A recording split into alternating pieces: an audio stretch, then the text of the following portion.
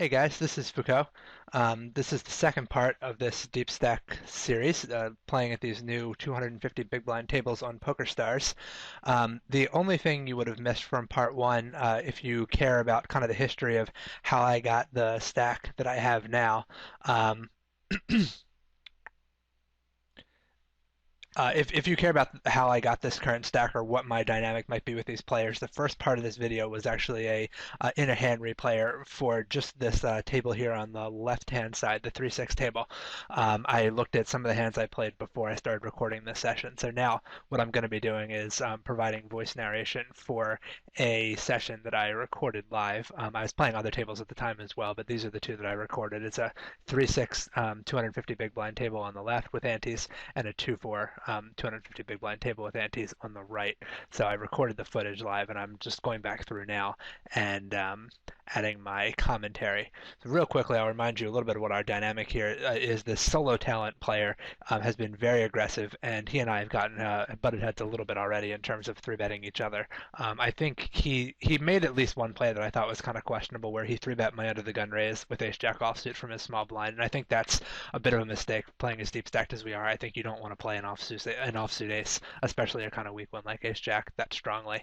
Other than that, though, I think he's demonstrated the best understanding of how to play deep stacked of any of these players. Passive also seems to be pretty decent. J Money is new to the table, but he's a regular in the games. And then this Jen character has not bought in as deep as the rest of us and has not been playing real aggressively either. And she's kind of let me take advantage of my position at the table. So that's probably about all the background you need to know. And this table on the right is going to be new to everybody. You saw there, I actually briefly considered three betting passive when I had 10-4 suited on my button, and that's just because you can get away with so much when you're deep and you have position.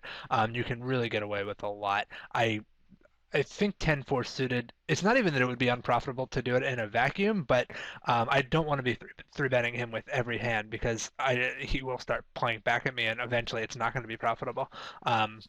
To do that, and I guess 10-4 suited is just like one of my worst hands. So there's, I guess, not a lot of reason to three bet that. It is suited though, which is nice. It becomes more important the deeper you are. King 5 offsuit, I'm playing from the cutoff primarily because, as I was saying, Jen has been letting me get away with that. See over here on the right, I'm gonna isolate this guy who's presumably a fish, open limping. Go ahead and isolate him here with pocket threes on the button. I think that's pretty standard. Continuation bet this ace high flop. I think Jen is gonna three bet a lot of her good ace high hands. Obviously, if she does call me there, I don't think I'm going to be firing a second barrel, but I think a single barrel is going to be plenty profitable against her button flat call.